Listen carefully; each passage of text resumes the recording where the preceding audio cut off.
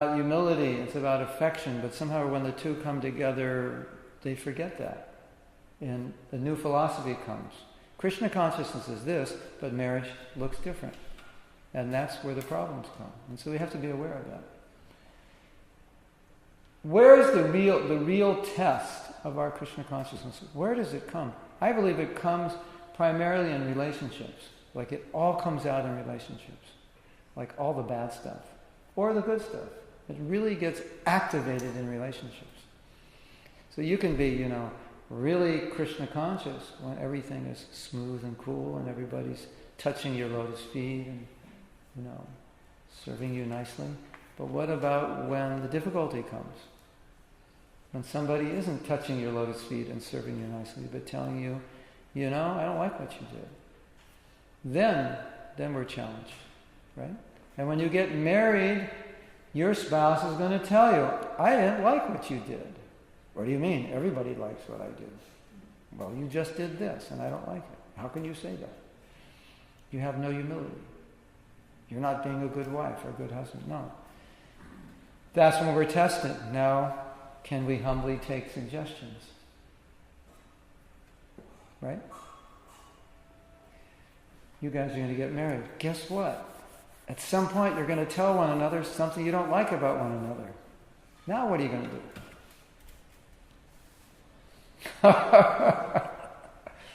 And ladies, it's really hard for guys to be criticized by women. If they're criticized by the other guys, it's like, that's what guys do. They make fun of one another, right? But when they're criticized by a woman, ooh, that hurts. Yes, guys? Guys don't like to be told. It's like, do young boys like to be told by their mothers to do this and that? No. Do they? They hate it. When they get married, it's like even worse. Right? So, but this is what it means. Guys, your wife's going to say, you did something stupid, and I don't like it. Right? And you're going to say, thank you, I'm going to work on that. Right? Because you're good devotees, because you were trained up to be humble and submissive servants. So when your wife says that, you're going to say, thank you, I really appreciate that, I'm going to work on that. Because I want to please you and make you happy. That's what you're going to say, right? Of course. Because we trained you to be good devotees who act like that, right? No woman's going to tell me what to do. I'm a brahmachari. I got trained properly. Right? That's the problem. But it's actually supposed to be the other way around. Really. Now here's the thing. If your wife or husband says, I don't like this about what you do, if you're smart, you listen. Now ladies, you have to learn something about men. They don't listen. They have wax in their ears. So before you talk to them, you have to take the wax out. Say, Prabhuji, can you take the wax out of your ears? I want to tell you something. You can have your own little joke. You have to get their attention because they don't listen. Ladies, have you experienced this? Guys have listening deficiencies. When the woman starts talking, their minds go flying around the universe thinking, when is this going to be over? That's just what they do, right? But Mahatma-approved husbands who attend his workshops are not like that. They listen very attentively. And they say, yes. And the wife says, I want to talk to you. And they say, yes, I'm listening. And the wife says, you did this, and you did that, and you did this, and you did that, and I don't like this, and I don't like that. And they say, yes, I did do that. Thank you for pointing it out. I'll try to improve. That's what the Mahatma-approved husbands do. Certified, Sacred Union Workshop, certified husbands. That's what they do. Because they're humble. Because they want to please their wife. They want to make her happy. That's the principle of a relationship. You want to make the other person happy. So, if you have to walk on your tiptoes through the house so you don't get it dirty, you do that because it'll make your wife happy. That's the principle. Not that, I'm not going to do that. That's stupid. No. Or you deny it. I don't do that. You're just making that up. No. You listen. You want to make the other party happy. It works the same with the women. When the husband says this and that, she wants to make her husband happy. That's the principle. If you get that principle, wow, you got it. It's affection and making one another happy. That's all you have to do. And everything's good, right? Yes. Alex, you had a question, comment?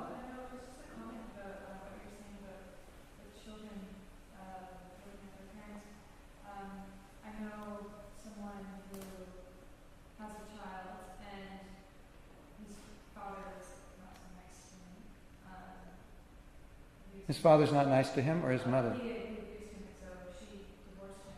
And so now her son is saying things like, I hate the Louise. Yeah. Wow. That's really scary, isn't it? That if the children observe that Krishna consciousness was the cause of the divorce. That's scary, isn't it? How damaging is that?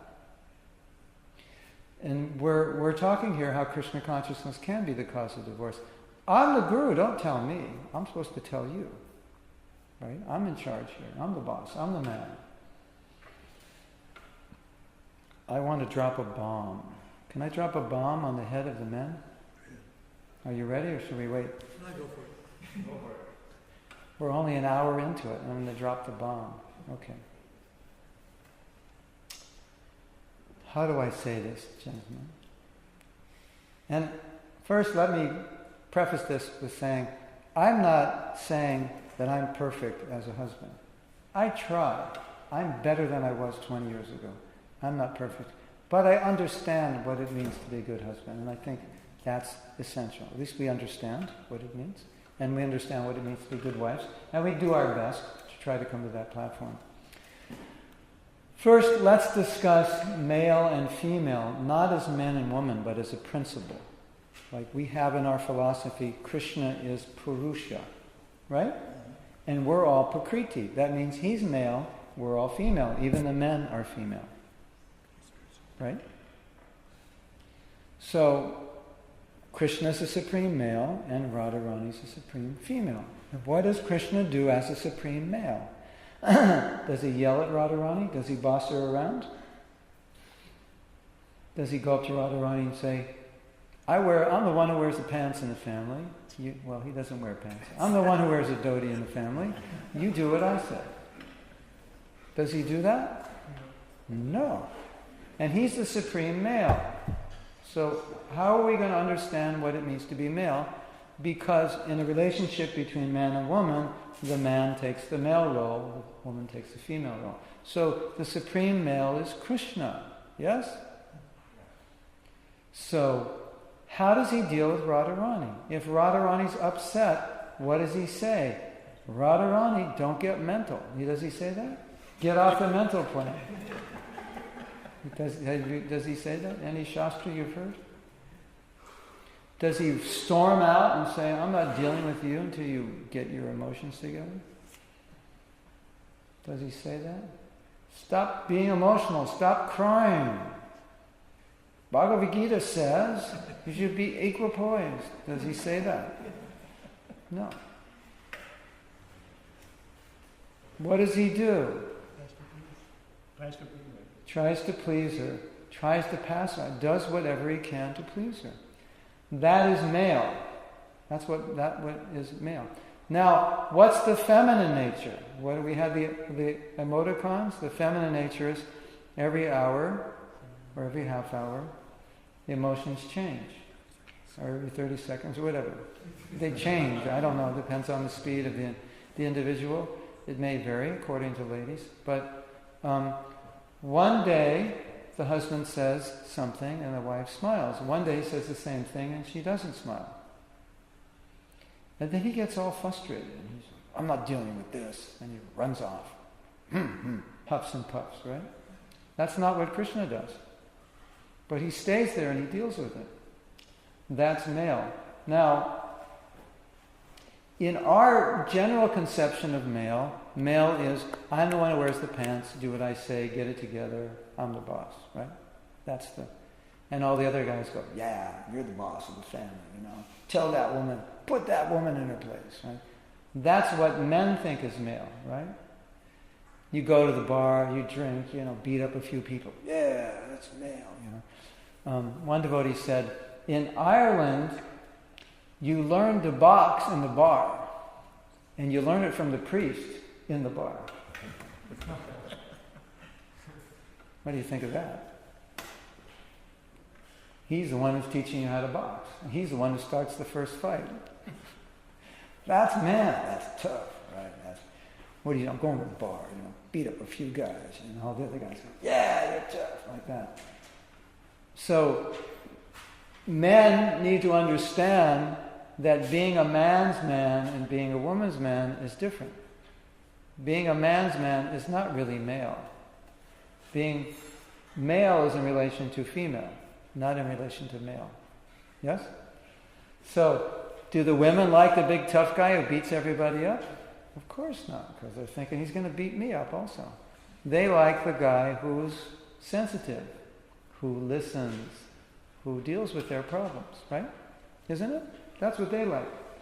So your average man thinks if he does that, he's being a woman, not being a man, right? Because men are tough, right? But if we use Krishna as the supreme male, then we understand what it means to be a male, which is when the wife is up and down, the man deals with it. He doesn't run off and say, I can't deal with it, which is kind of what most men do, right?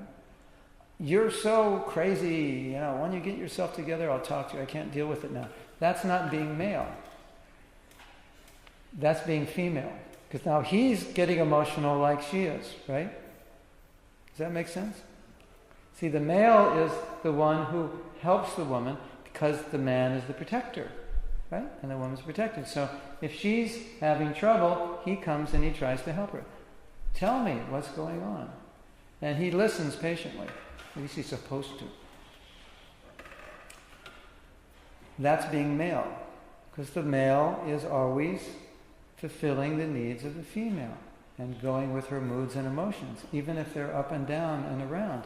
But most men have a difficult time with that. So when they have a difficult time with it, they're not being male. They're being female. Does that make sense? Yes. Now, here's the punchline. When you're fighting, men with your wife, you know why you're fighting? Because you became female. Because two females fight. Male and female actually don't fight. Because the male, he just listens and tries to help the wife and adjust to what she needs. So there's no fighting. And the men are thinking, that's what it means to be married. I can't do that. Well, that's what it means. If you don't like it, don't get married. That's why this class is good for brahmacharis. So they understand what they're getting into. Because if you don't understand what you're getting into, when you're confronted with that, you'll run away and slam the door. And go, oh my God, what did I get myself into? But when you understand this is your service to your wife, then you do it. And it's just service. And you're a great husband. And we have fantastic marriages in ISKCON. But most men don't do that. Because they're actually acting female. They don't understand what it means to be male. They think male means putting the wife in her place. And every time you do that, what happens with the wife? She just gets upset. Right? And the men don't figure it out. Even after 20 years, they still don't understand. Isn't that amazing? Ladies, you have to be patient with these guys, right? Now, I have to say something else. Did that make sense? Male, female. This macho idea is not male. And Gyana Shakti was saying, there's he deals with cases of domestic violence. And I said, what kind of man, big, rough, tough man would beat his wife? He goes, you get these guys in jail, they cry. They're babies. That's the kind of man that beats his wife up. It's not a man. He gets locked up and he's just crying in jail. Isn't that interesting? Yes? They did a study out of the University of Ottawa about serial rapists and serial killers, and they all had over high estrogen levels. Wow, amazing. They're actually more female than male. Serial killers. They just can't deal with it. I don't know. Wow, amazing. So, now here's a fact that's helpful for men to understand, and women also.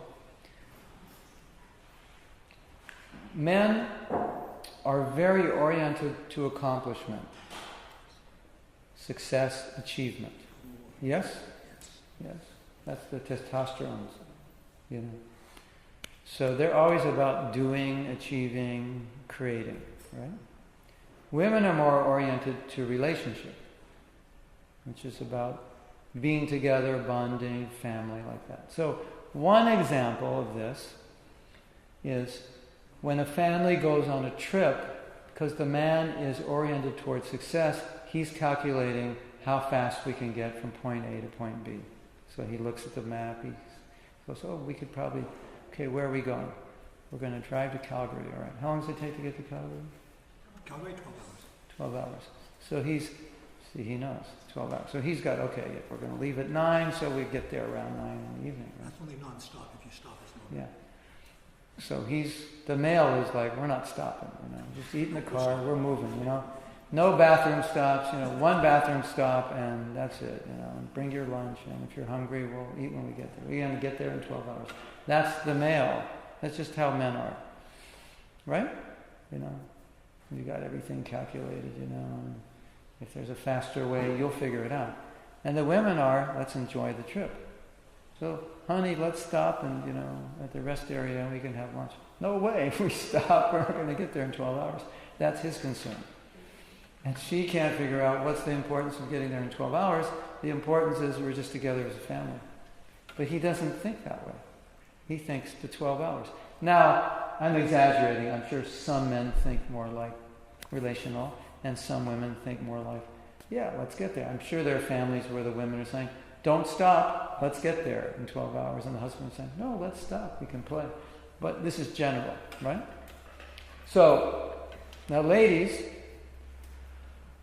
when you speak to your husband about a problem, he goes into success mode, which is how we're going to fix the problem, because that's how he's wired, solutions, right? So as soon as you express a problem to a man, his brain starts clicking in and thinking how we can fix it. Yes? That's the male. That's just how he is. And sometimes you don't want it fixed. You just want to talk about it. And that doesn't make sense to him. He says, well, why do you want to talk about it if you don't want to fix it? That's a waste of time. That's how he thinks. And men, the women are thinking, no, I just need to talk about it and that's all I need to do. Just get it off my chest, so to speak. And the man's thinking, that's stupid. It doesn't make any sense.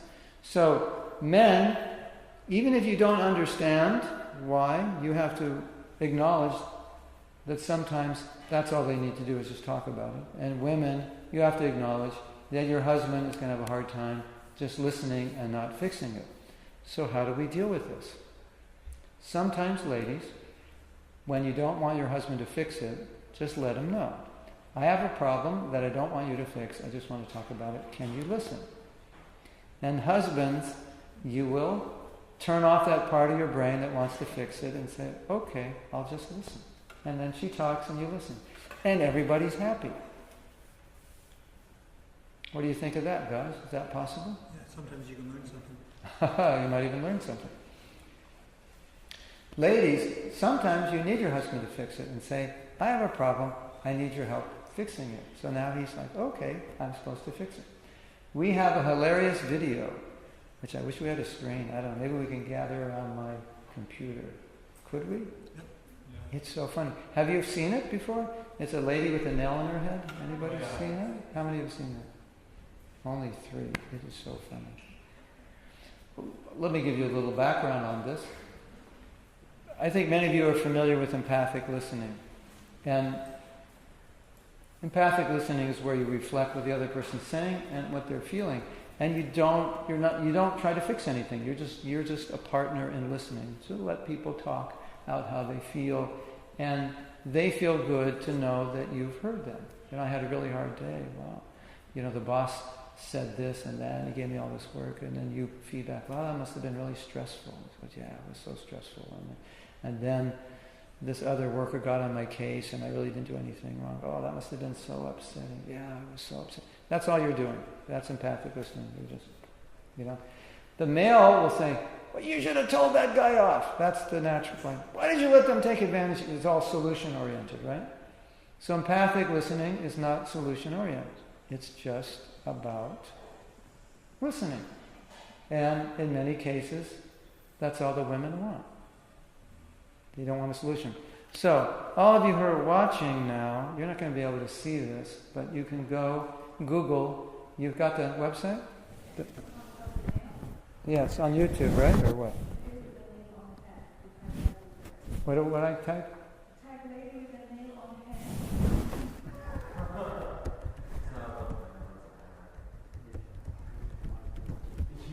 This is a riot.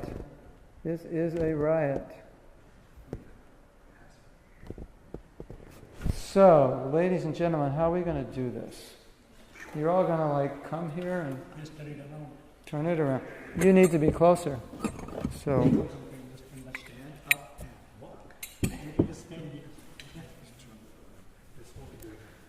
I can put the mic on it also.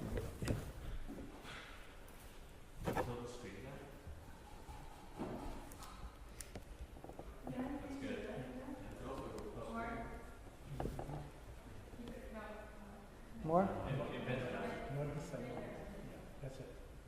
Can you make it full screen? Full screen?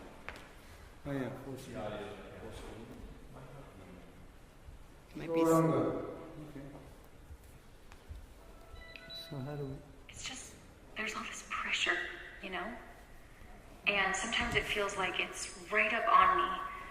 And I can just feel it, literally feel it in my head. And it's relentless. And I don't know if it's going to stop. That's the thing that scares me most, is that I don't know if it's ever going to stop. Yeah. Well, you do have a nail in your head. It is not about the nail. Are you sure? Because, I'll bet if we got that out of there... Stop trying to fix it. No, I'm not trying to fix it. I'm just pointing out that maybe the nail is causing... You always do this. You always try to fix things when what I really need is for you to just listen. See, I don't think that is what you need. I think what you need is to get the nail See, you're out. not even listening now. Okay, fine. I will listen. Fine. It's just, sometimes it's like, there's this achy, I don't know what it is. And I'm not sleeping very well at all. And all my sweaters are snagged. All of them. That sounds really hard. It is. Thank you. Ow! Come on. If you would just... Don't. Try to see things my way. Do I have to keep on talking till I can't go on?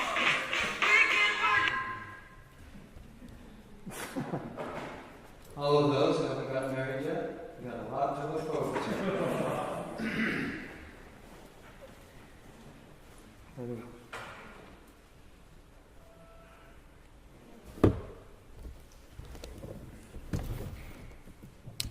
Yes, a question. So how, obviously that was pretty funny because it was obvious. But how would a woman think about that? This is a question for all the ladies because it seems like it's obvious when you just take care of it. You tried to pick the nail on stuff. Yeah, he's so happy. Well, I think the point of that is that sometimes it's exactly like that. And you can't say anything. That's the whole point of that. It's like for the man, it's so obvious what the problem is, and for the woman, she so much doesn't want him to solve the problem. And so the point of the male is always acquiesce to what the woman wants, to make her happy. And if she's happy, you're good. You've done your job. If the problem exists, she'll be happy with the problem. She'll eventually, maybe she'll look in the mirror and she'll realize he was right and apologize.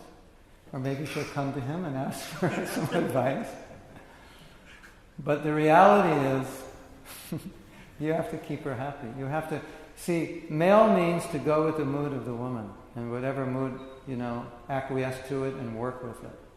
Female means when you see that happening, you want to control it, and then you get in a fight. That's what's difficult. That's the challenge for the men. And if the man always thinks, my service to my wife is to protect her, and protect her means to help her in all situations. Now, Bhaktivedanta Purna Swami gave a lecture on this topic. He talks about this a lot. And after he gave the lecture, he said, if men just understand this one thing, that would eliminate all the divorce in the world. If they just now, and then he went on to say, hold your question, we'll get to it. Then he went on to say, you have this concept of the henpecked husband, and a very negative concept. He said, but that's actually male. You're not henpecked, you're just serving the needs of the wife. That's what the male does. That's what it means to be male. So your question? Well, my question is then... You want to get how to get divorced? Is that your question? No. Please don't take it. It seems like women are perfect on their own then, and all the problems are because of men. No, women are dependent. That's the thing, and men are independent. So because of their dependency, they need the man to help them in those situations. And so the man understands that. So it's not about right or wrong, it's about needs. We'll have to look at it that way. So they may be wrong, but they need you to help them deal with what they're dealing with. Now, like I say, if it's a big issue, then you want to talk about it. So this obviously is an exaggeration to make a point. So there's so many stages inside. If you're always, here's another good point. I think this will answer your question. If you're always listening, then at one point you could have a conversation like that and say, you could stop it and say, I always listen, but I think I need to say something now. And then she'll listen because you always listen. But if you never listen, then it ends up like this, because that's what she said. You always do that, right? So that's another thing to consider. Yes? So, I read this in the Lilamrita where Srila Prabhupada had this one disciple, Brahmachari, and he was a servant, and he was thinking about becoming Grahasta. So Srila Prabhupada took him to the window, and he looked out the window and said, see, women, you can choose anyone. Right. You can marry anyone, and then you can be happy with this. So are all the problems because of men? Generally. Yesterday I said that I quoted Bhaktivedanta Purna Swami, who said, if you want your wife to be submissive, you have to be submissive to your wife. So his point is, the female will follow the male. So if the male is kind, she's kind. If the male is serving, she'll just, it's her nature. She'll naturally reciprocate. But what I tell men is that women are naturally they serve. That's the female nature that's what they do. But don't make it hard for them. So when you become demanding and controlling, then they're not inspired to do it. Whereas when you actually serve their needs, naturally they serve you, because that's their nature. So in that sense, you can say, yeah, it is the man's fault. We had a workshop in Bangalore, and we gathered together the men, and we gathered together the women, and we said, what do you want to tell the men? And to the men we said, what do you want to tell the women? And basically all the women wanted to say was that it's very nice that you're fulfilling our material needs, but our emotional needs are not being met. Which was a nice way of saying, you're not nice to us. And my wife said that most of the women that she interviewed in that little meeting there were not happy. So very few were happy with their husbands. Most of the husbands thought, I work, I bring home the paycheck, that's where my duties end. And they said emotionally they felt no support. Now, what we might say is that in traditional families where you live with cousins, sisters, and so forth, the woman got a lot more emotional support, so the man had an easier job, or maybe completely easy job, that she didn't require much from him. But now it's just you and your wife, so she depends on you entirely. So the man's job is more difficult. So if you understand my service in Grihastha life is make my wife happy, whatever that means, within reason, of course, you'll see you'll have a very good relationship. Everything will go really well. And she'll do whatever you want. Everything the man wants, she'll naturally do when she's happy. She'll just respond to him. Yes? So then, basically, it's the woman's choice as to what man she'll have in her life to figure out whether or not he will maintain her happiness. Yeah. So before a woman gets married, she needs to understand if he's actually a man or if she's marrying another woman. Sometimes she marries a son. The guy is irresponsible. And so she's, becomes like a mother. And there are reasons that women would marry such people, but those are the personal issues of their own weakness. But if a woman understands what is a real man, then she can choose a real man, or she can help him become a real man. And if a man understands it, then he'll be a good husband. And they'll have good relationships. Wherever you see an unhappy wife, Jai Sri Radha Madan Mohan. If you see an unhappy wife, what do you think? Like in typical ISKCON, they think, oh, she's a problem. She's not happy, right? It's her fault. That's generally what we think, right? But really the reality is when you see an unhappy wife, it's the husband's fault. Because a good husband, if a woman has a good husband, unless she has her own really serious psychological problems, if she has a good husband, she's happy. Happy women have good husbands. Unhappy women don't have good husbands because they don't know how to fulfill the needs of their wife, and they're always like, you're just mental, just stop it, I don't want to deal with you. Yes? But aren't some women just biologically... Yeah, that could be. But that's more of the exception. Like they have, bipolar disorder, schizophrenic, some yeah. But in the normal case, if they have a good husband, they'll be happy. A husband who's actually a man. Now, what happens for many men, ladies, is they get married and they see what they have to do and they just freak out. This is too much. And they don't want to do it. And they can't handle the responsibility. So then they're being female. They're being up and down like the female nature, where the man is supposed to be steady. And if a man understands he's protector, that means to protect their wife every way, not just materially but emotionally, and satisfy her emotionally, then he'll have a really good relationship, and he'll set a really good example, and she'll be happy. Now the thing is, I want to mention this from my own experience, that the better my relationship is with my wife, the more Krishna conscious I am. Although, we might think it's the other way around, bad relationship. Oh, we're detached, like I was saying before. But my experience is, the better it is, the more Krishna conscious I am. The more affection there is, the more Krishna conscious I am. It just creates more stability, and it makes everything easier. And those of us who are married know when the relationship isn't good, it wastes so much time, because now you have to sort it out and put all this energy into fighting and disagreeing, and which if you just took 3 minutes to sit down with her when she was upset and try to pacify her, you would have saved yourself 2 or 3 hours. But instead, you ran off, slammed the door, and said, I don't want to talk to you. And then it got worse, right? And then you had to go out and spend money on candy and flowers the next day and talk to her, and you have this thing that you may have heard called emotional bank account. You know about the emotional bank account? Is that everything that you do nice for another person is a deposit. And everything you do bad or upsetting to the other person is a withdrawal. So, for example, you may have said something you shouldn't have said, right? You got upset. That's a withdrawal. So then you go out and you buy some flowers to make a deposit. But what they say is it takes 5 deposits to balance out one withdrawal. So understanding that, you be careful not to make withdrawals, right? It just saves time, and it'll save you money also.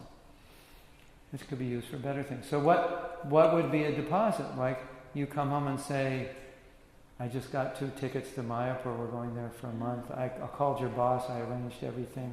That'd be a huge deposit, right? But let's say your wife says, I really like to go to Mayapur, and you go, no way, we don't have the money, we're never, you have this lousy job and you never got education, get a better job, we're never going to have the money, like that. Huge withdrawal, right? So then you can understand, you need 5 deposits, big ones, to overcome that. So every time you're a male in the relationship, you're making deposits. Every time you act as a female in the relationship, you're making withdrawals. Now, here's another thing, which is really important. I think this is one of the most important things. This is personal. This is my pet peeve kind of thing. We all have weirdness about us, right? We were all raised imperfectly, right? So like when you were a little kid, maybe you were playing with your friends, and if you didn't win, you got frustrated, right? Some of us were like that. You always had to win. You were number one. And you would cheat. You would do anything to win. I'm not saying you, but let's say as an example, if that were you. What happens when you get married? You still have that, right? And then, you can't stand your wife to be right, because if you're not right, you go crazy, and you get in fights about it. Yes? So, we grow up, and we have these little kid stuffs still, all of us, right? When you become a mature adult, you should get over it, but a lot of mature adults act like kids. They don't get over it. So, it's really important to understand when you're married, if you've got any of these things, you've got to work on it, because it is disrespectful to your spouse if you act like a little kid. Your wife says, can you clean the dishes? And she says, you never clean the dishes. I clean the dishes all the time. What are you talking? You just become like a little kid, right? You don't know. What are you talking about? That's all little kid stuff, right? And it happens all the time, doesn't it? So, is that fair to your spouse to act like a little kid? Of course not. So we have to be aware of that. All the little kid stuff we do. Now, Scott Peck said, adults who act like children are not adults acting like children. They're adults who are children, who never grew up. Yes? So when you find yourself acting like a little kid, it's not you're an adult acting like a little kid. You're still a little kid. And so we need to grow up. And you want to marry someone who's grown up. And if they're not grown up, you want to help them grow up. So, could you please grow up fast? But these things happen. I know they happen. I've seen them happen. Because no one is ever in that intimate relationship where they need to do that until they get married. Right? Does that make sense? No? Yes? Maybe? Yeah. It's just a thought for you to look at your own behavior and how you might be playing out things you did as a kid. Like, you get in a fight and there's something, some disagreement, your wife brings up something, and you just retreat.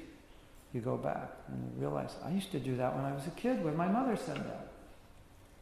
I'm doing it again, but I can't do it anymore. I'm married. It has to stop. And your wife will thank you for it 100 times over. So at least be aware of it. If you have any weirdness about you that needs correcting, be aware of it. You walk into your house, right? Your friends come over and they take their shoes off, and then you put all the shoes lined up, polish them, clean them inside. I can't stand any dirt. I can't stand anything out of order, So you understand that's your nature. Everything's got to be exactly in place. You have all the shoes, and they're all 1-inch spaces between each one, lined up from smaller to large. That's just how you are, right? How would you like to marry somebody like that? Whoa. That wouldn't be easy, would it? You'll be going into your closet, organizing everything by color, codes, and sizes, and seasons, yeah, like that. And then you get dressed, they're checking you out. Wait a minute, that scarf doesn't match. Take it off right now. You're not going out like that. Yes? I'm subscribed to a woman like that on YouTube. She just organizes everything. And it's her husband behind the camera. You can hear sometimes like she doesn't know a word, so he gives her the right word. So it's very loving and supportive. She's like so happy. She's making money doing it? Yeah, I think so. Oh yeah, then, yeah. But she's like a professional organizer. Also. Yeah, And yeah. everything is perfect, has to be perfect. But he's like totally okay with it. Yeah, if he's okay, that's another thing. But if you realize your husband isn't okay, maybe your husband's a total mess and he loves it. And he's happy. But if he's organized himself, he may not be happy about it. So it's just, all I'm saying is we all have natures, right? Now if you flip it from the other side, then you realize you have a nature, your wife has a nature, and that's just how she is. And it's just how you are. There's certain things about you, it's just how you are. That's how she is, how he is. You accept it. So, I've worked on this thing with my wife, she's in there every morning measuring spaces between shoes. It's driving me crazy. But that's just how she is, and now I accept it. So there's that side also, right? Of just, this is how she is. You can't control it, and I just accept it. And when you accept it, everything's fine. You don't talk about it anymore. You just like, and maybe, like you say, learn to like it. Oh, this is good, because I'm a Slav, and she's organized, so this is good. You have to, if you can just accept the way your spouse is, you'll be a happy camper. If you can't, you're going to spend your whole life trying to change them and being frustrated, and nobody wants to be changed by somebody else, right? You want to marry someone who's going to try to spend the rest of your life changing you? I don't think so. But we're talking about changes now. What? We're talking about changes and behaviors. So some modification or some kind of reformation should take place. Yeah, we should reform ourselves. You try to reform the other one? But you're pointing out like both sides of Yeah. spouses have responsibility and depend on the both changes. Yeah, exactly. But nobody wants to be changed at being urged to change by their spouse. But if they realize I should change to satisfy my spouse, and both of them realize that, then it's very nice. Yes. Well, I think it kind of ties into what I was saying before about like and what you would confirm is the men are the majority of the problem, and also it's like the women, or what is it? The women are the better half, right? When Better half. Comes a whole. So, I mean, I don't know. Are women really? The better half? Yeah. Well, okay. I'll tell you a funny story. I was in Israel, and right near the temple there was a bachelor who had an apartment. He has a job. And in his living room there was one couch, quite dirty, one plastic table, and 2 chairs. So some of the brahmacharinis would come over and bring me prasadam, and I'd say, sit down while I take prasadam. I have a question for you. Why do you think in this house there's only one dirty couch? It looked like, a couch you'd see on the sidewalk that someone threw away. One dirty couch and one plastic little round table with 2 chairs, which was like the dining table in the living room. And immediately she said, because he's not married, right? So I think ladies will attest to this fact that many of their husbands were not really together when they first got married. They couldn't match their clothes, they had a dirty couch and one plastic table in their room. So then the wife comes and she, get rid of this couch, throw out this table, we're getting a proper couch, a proper dining table, you need another chair for guests to sit here. Throw away that wardrobe, I'm buying you new clothes, etc. So in that sense, a lot of men are in balance, and when the wife comes in, she feels in that part of their life that is, the more aesthetic part of their life, right? So then they have more of a normal life. So we see that, right? Don't you agree? Yeah, for sure. For many men. So, and there's just things that married men know and understand that unmarried men won't, because that part of their life is missing. Not that it's bad. We recommend brahmacharya life. I'm not saying it's bad, but for some men, they're out of balance because they don't have that. So in that sense, yeah. Women tend to like things clean. Men can make it messy and don't care. So generally speaking, the grihastas' homes are much cleaner than the brahmacharya ashram. Yes? So, the brahmacharis can put down the grihastas, but the grihastas' homes are always cleaner than the brahmacharya ashrams that I've seen. There's a few fairly clean brahmacharya ashrams and a lot of dirty ones, but still, grihastas' homes are cleaner and more organized. So that's what the woman brings. I don't know about brahmacharya ashrams, maybe they're just as bad. Maybe it's just the nature of living together like that, but... So, men need to appreciate that. But men need to know their job description. And their job description is to be a man, and a man protects the woman, fulfills her needs, makes her happy. That's it. Men, if you can make your wife happy, you're doing your job, and that's service to Krishna and service to Prabhupada. That's it. And you do everything to enhance the relationship, and ladies, you do everything to enhance the relationship. That's it. Got it made. No problem. Yes? What do you think? Still want to get married? They got all these women are going, why did I bring him? Why did I bring him to this workshop? He doesn't want to get married now. Yes? That's good. This is a comment or some reflection of yes. I spent myself almost 10 years as a brahmachari. Right. 10 years as a brahmachari. I spent almost 10 years as a brahmachari before I met my wife. And, brahmachari life is, go on Sankirtan and bring men. And, you were talking to the women, you're not supposed to talk to the women, maybe you're going to get agitated. Only talk to the men. Or women are right. Right? Don't even think about it. You know what I'm talking about. Very well. Okay.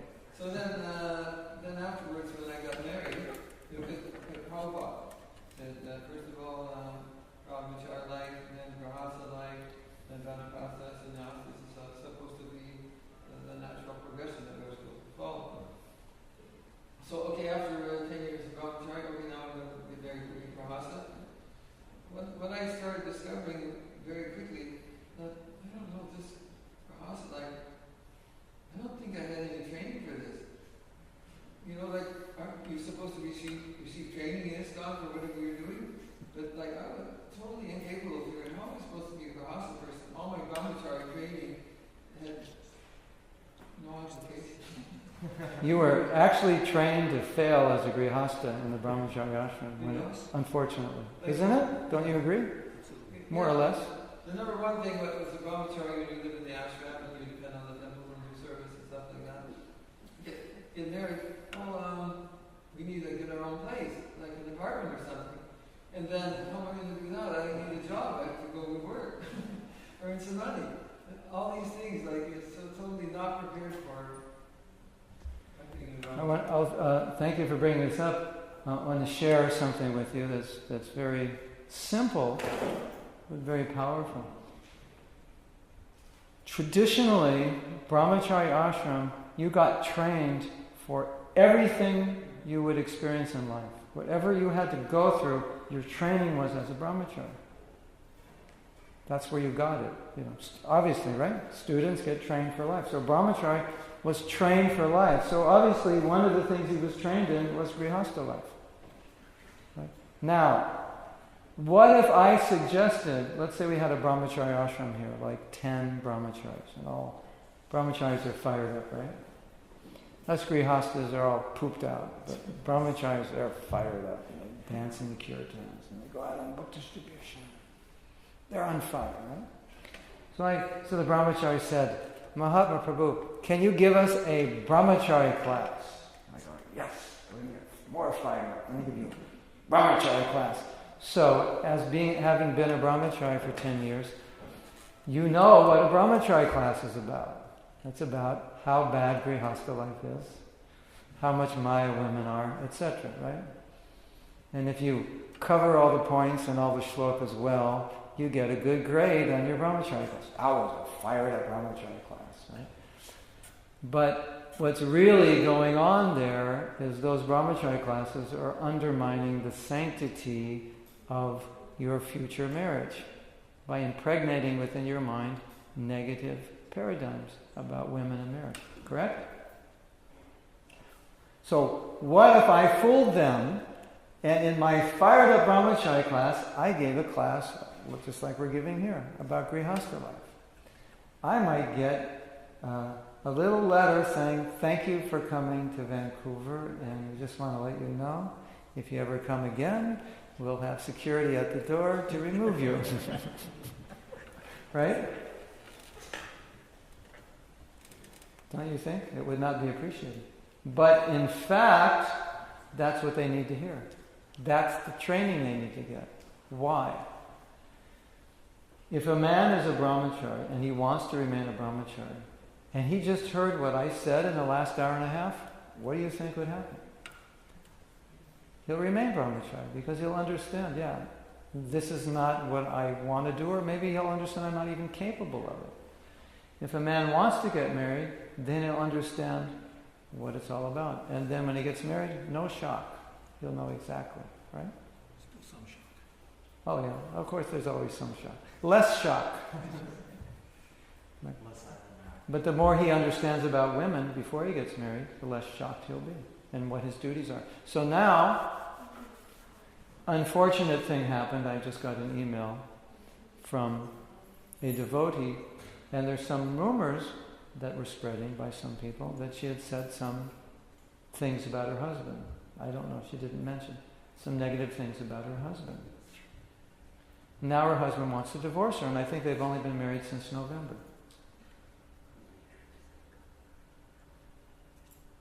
Why is he thinking that he should? I wrote her back and I said, tell your husband it's his duty to protect you from those rumors, not to believe them. Right? Isn't it? Why is he not doing that? So, I don't think it's that we're not trained, I think it's that we're wrongly trained. That's the problem. If we weren't trained, I think we would have less of a problem in marriage. But we've been wrongly trained. Right? What do you think? Yeah. So it's really unfortunate. So I suggest that all brahmacharis be trained in grihastha life. And then they'll know how to be good grihasthas, and they'll know if they really want to be them. But still to this day in ISKCON, they hear that women are bad, women are Maya, and marriage is Maya. Yes? It's still going on. And it's undermining the sanctity of the relationships. Unfortunately. And it's displeasing to Prabhupada. Every divorce we get is displeasing to Prabhupada. Every bad marriage is displeasing to Prabhupada. So before we end this session, I want to ask you, we're still on the question, what is causing problems in ISKCON marriages? Does anyone have anything else? What misinterpretations of the philosophy? What paradigms exist? Does anybody have any? Any more that we haven't discussed that come to mind that could be toxic to relationships? Let him go first. There's this notion of finding a chaste woman and what that means. That's what I was going to say. Oh. Yeah. The fairy tale woman. The fairy tale woman that doesn't exist. Yeah.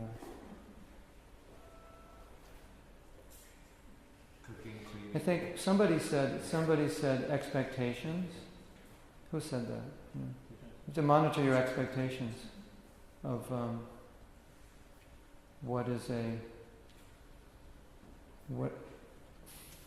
wives are not robots. See, one of the things that I believe is important, and I've seen this when people want to choose a guru, there's a lot of discussion about the qualifications of a guru, much more than there's discussions about the qualifications of a disciple. Don't you agree? Yes. So the same thing when you're getting married, you're looking at the qualification of the spouse. What about your own qualification? What about your ability to be a good husband and wife? Jagapati is making that point. There was no even thought, right, about what it means to be a good husband. Just like, hey, there's Bhakti Betsy. She looks cool. Let's get married. You know? Why do you want to get married? I don't know. She looks cool. I like the way she walks. I like the way she talks. That's a good reason to get married, right? That's the, yeah. And she sits really nicely in class and listens really well. I'm really attracted to that. Uttama said that you cannot know a person. It takes you 2 years to know them. So what they recommend before you get married is go a lot of places and do a lot of different things with that person. And she told a story that one devotee did this. She went out with her fiancé or prospective husband, and they went on a train traveling in Europe. And when he was getting off the train, the door closed and he couldn't get off. And he got so angry, he punched a hole in the window. And she decided not to marry him. Isn't that interesting? He's like uncontrollable. Who punches a hole in the window on a train if the door closes? So, interesting, right? I don't know if she decided not to marry him or she decided at least to talk to him about that. But you understand the principle. So, I think it's really important that we focus on ourselves, how we can be better husbands and better wives, and being overly focused on fairy tale expectations for a wife or a husband. Don't you agree? That'll make a better marriage. So you're always looking at how you can be a better husband. Your wife's looking at how she can be a better wife.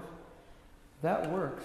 But if you're always looking how she can be a better wife and she's looking how you can be a better husband, wow, I'm going to buy you some boxing gloves for your anniversary. Dueling pistols. Or dueling pistols. Yeah, that's for the 25th anniversary, right? So why don't we take a break here on that happy note? And if any couples want to have a little boxing match here, then we'll referee it for you. So let's 11:30. Let's come back at 11:45. If you need to use the bathroom or get water somewhere or ask me any questions, I'll be here. And we'll. Okay, got a question. Yeah. But this question is a little private. No, Okay, we can so talk here, but I'm let's just saying I turn don't this want off. to talk like Okay, we'll be back at 11:15 minutes, everybody. Let me turn It's this not a off. question for